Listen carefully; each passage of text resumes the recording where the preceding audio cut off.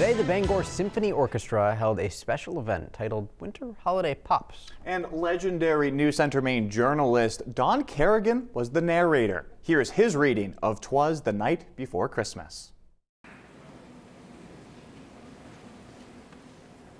A visit from St. Nicholas, better known perhaps as the night before Christmas.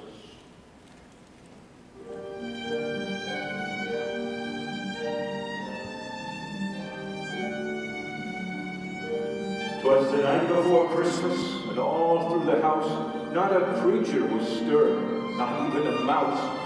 The stockings were hung by the chimney with care, in hopes that St. Nicholas soon would be there. The children were nestled all snug in their beds, while visions of sugar plums danced in their heads.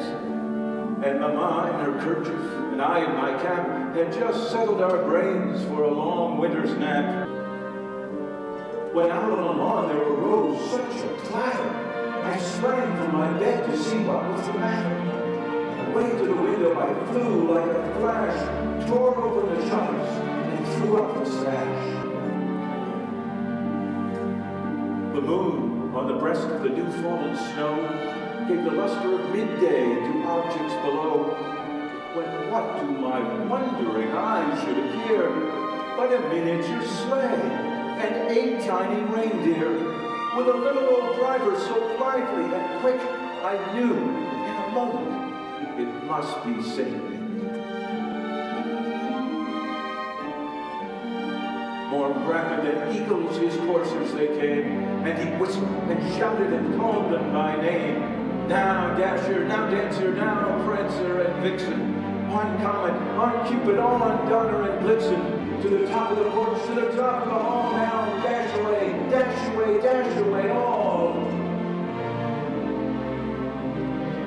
As dry leaves that before the wild hurricane fly, when they reach one obstacle mount to the sky, so up to the housetop his coursers they flew, with a sleigh full of toys, and St. Nicholas too.